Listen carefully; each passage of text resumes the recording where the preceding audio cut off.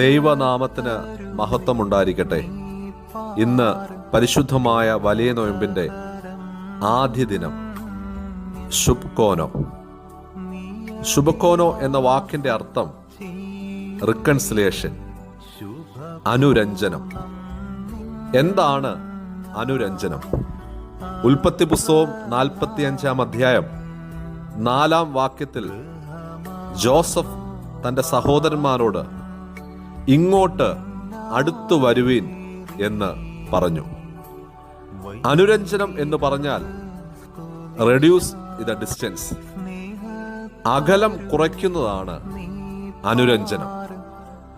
Joseph തന്റെ സഹോദരന്മാരോട് പറയുകയാണ്, ഇങ്ങോട്ട് അടുത്തു വരുവീൻ. Come closer to me, I am your brother. അകലം അവസാനിപ്പിക്കുന്നിടത്താണ് അനുരഞ്ജനം സാധ്യമാകുന്നത്. ഇന്ന് വല്ലാതെ അകലം, ദൂരം കൂടുന്ന ഒരു കാലമാണ്. സഹോദരങ്ങളുമായുള്ള ബന്ധങ്ങളിൽ, അയൽക്കാർ തമ്മിലുള്ള ബന്ധങ്ങളിൽ, ഒരേ കൂരയ്ക്ക് കീഴിൽ താമസിക്കുന്ന ഭാര്യ ഭർത്തൃ ബന്ധങ്ങളിൽ പോലും അകലം വർദ്ധിക്കുകയാണ്. അസൂയ കൊണ്ടും സംശയം കൊണ്ടും ഒരാളെ അംഗീകരിക്കാൻ പറ്റാത്ത അവസ്ഥ കൊണ്ടുമൊക്കെ ബന്ധങ്ങളിൽ ദൂരം ഇന്ന് വർദ്ധിച്ചുകൊണ്ടിരിക്കുകയാണ്. കോപവും ക്രോധവും മനുഷ്യനെ ഇന്ന് അന്ധനാക്കുകയാണ്.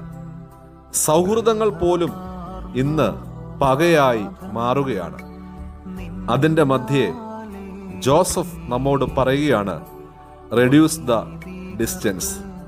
കഴിഞ്ഞ കാലങ്ങളിലെ ഭാരങ്ങളെ, സംശയങ്ങളെ, മുറിവുകളെ, തെറ്റിദ്ധാരണകളെ ഒഴിവാക്കാതെ അനുരഞ്ജനം സാധ്യമാകുകയില്ല. Reduce the burdens of the past. പ്രിയരെ, നോമ്പ് നമ്മോട് ആവശ്യപ്പെടുന്നത് പകയില്ലാതെ, പരിഭവങ്ങളില്ലാതെ, വെറുപ്പില്ലാതെ ജീവിക്കാൻ സാധിക്കണം എന്നാണ്. Break the cycle of hate. ജീവിതത്തിലുള്ള പകയുടെ, പ്രതികാരത്തിന്റെ ശൃംഖലയെ തകർക്കുക. വെറുപ്പിക്കലല്ല, അടുപ്പിക്കലാണ് അനുരഞ്ജനം. ആഴത്തിൽ അറിയുന്നതാണ് അനുരഞ്ജനം. നമുക്ക് അനുരഞ്ജനപ്പെടാം, മറ്റുള്ളവരോടും നമ്മോടും തന്നെ. Reduce the distance. ദൈവം